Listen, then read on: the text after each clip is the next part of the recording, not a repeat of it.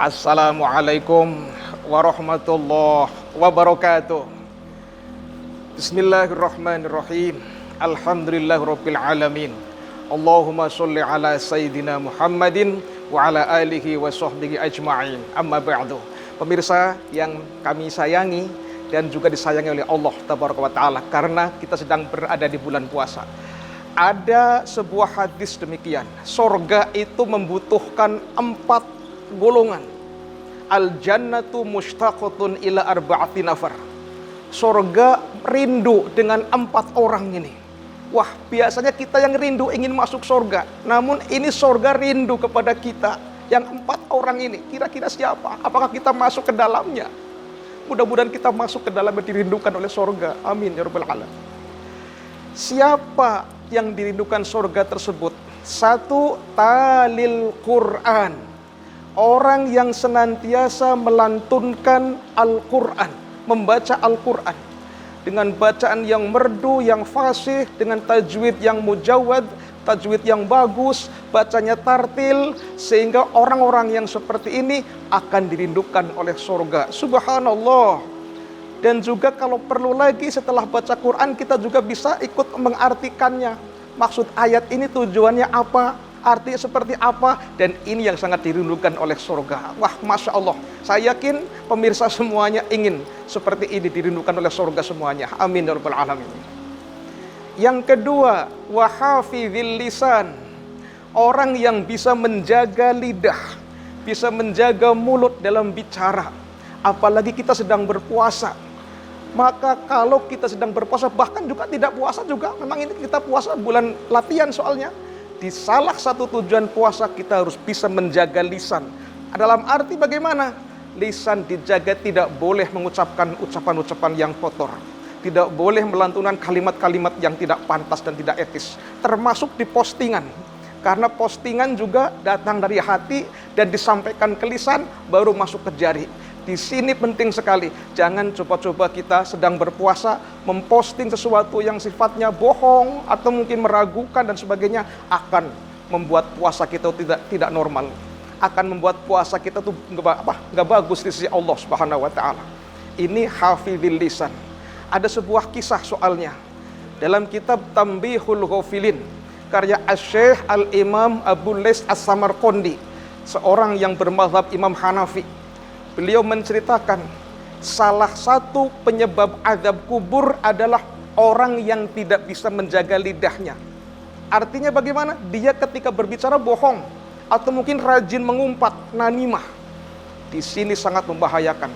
Ada 4 penyebab orang itu bisa selamat dari azab kubur dan juga bisa terancam dari azab kubur. Apa saja yang pertama biar kita selamat? 1, membaca Al-Quran. 2, menjaga sholat. Menjaga sholat, membaca Al-Quran. Kemudian 3, rajin bersedekah. Serta keempatnya itu perbanyak baca tasbih. Subhanallah, subhanallah, subhanallah.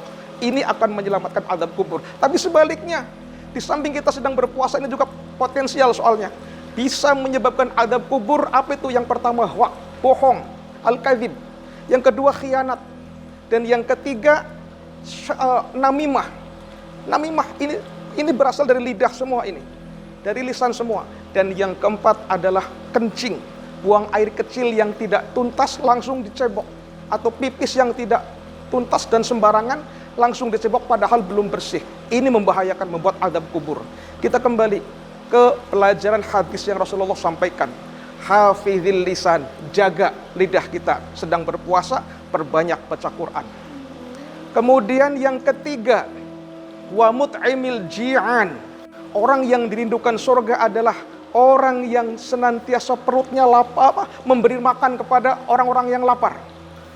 Dalam arti bisa jadi memberikan buka bersama, memberikan santunan kepada mereka-mereka yang membutuhkan, mengadakan sembako murah kepada mereka-mereka yang sedang berpuasa atau kepada orang-orang yang membutuhkan. Ini masuk dalam kategori mut'imil ji'an. Subhanallah. Dan yang keempat, wasoimina fi syahri Ramadan.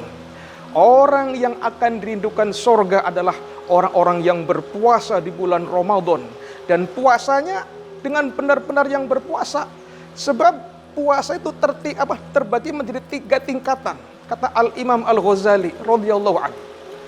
Beliau mengatakan puasa ada 3.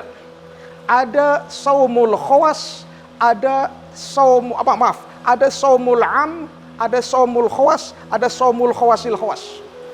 Saumul ammah puasanya orang-orang umum, orang-orang tingkatan-tingkatan masih rendahan, kaum rebahan kata orang-orang medsos bilang. Artinya bagaimana? Dia itu berpuasa hanya lapar dan haus.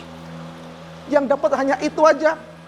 Kam min sha'imin laisa lahu min syiyamihi illa al-ju' wal 'atas.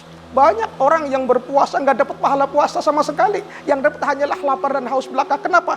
Karena di samping puasa mulutnya rajin membicarakan aib orang lain. Dan yang kedua wasaumul khawas. Puasanya orang tertentu. Orang yang kelas menengah ini masih mendingan. Bukan hanya lapar dan haus saja, tapi anggota tubuh yang 9, lubang 9 semuanya berpuasa. Mata ikut puasa dalam arti tidak melihat hal-hal yang diharamkan. Telinga ikut berpuasa dalam arti tidak mendengarkan hal-hal yang dilarang oleh Allah Subhanahu wa taala. Lalu mulut ikut puasa dalam arti tidak membicarakan aib orang lain.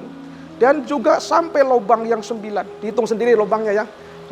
Mata 2, hidung 2, mulut 1, telinga 2, ada berapa?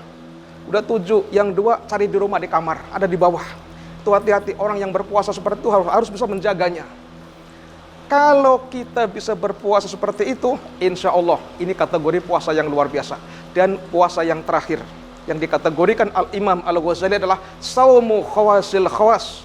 Puasanya orang yang super kelas tertinggi. Bukan hanya lapar dan haus yang ia terima, bukan hanya lubang yang 9 ia berpuasa, tapi hatinya ikut berpuasa. Subhanallah. Tinggal pilih kita yang mana. Mudah-mudahan kita bisa meraih yang ketiga, paling tidak yang kedua. Sekian, wassalamualaikum warahmatullahi wabarakatuh.